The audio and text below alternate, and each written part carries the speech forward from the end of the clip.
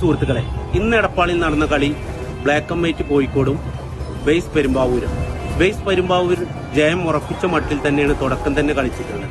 എതിരില്ലാത്ത 3 ഗോളിന് ബേസ് പെരുമ്പാവൂർ ജയിക്കുക തന്നെ ചെയ്തു.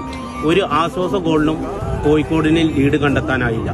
എടുത്തു പറയേണ്ട ഒരു കാര്യം, അഖിലേന്ത്യാ സെവൻസിലെ ഗ്യാരണ്ടി പറയാൻ പറ്റുന്ന 1-ാം നമ്പർ ഗോളിയാണ് ഷാനു.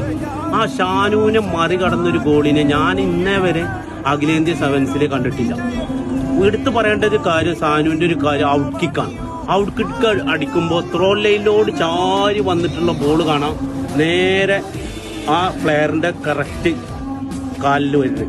അത്തരം ഒരു കഴിവുള്ള, അതുപോലെ ബോള് എറിഞ്ഞു കൊടുക്കുന്നതാണെങ്കിലും അതെ, ത്രോ ലൈനിലേക്ക് പോണ ബോൾ കാണാൻ വളഞ്ഞു വന്നിട്ട് ശരിക്ക് ബോൾ അറ്റൻഡ് ചെയ്യാൻ പറ്റുന്ന രീതിയിൽ വരും.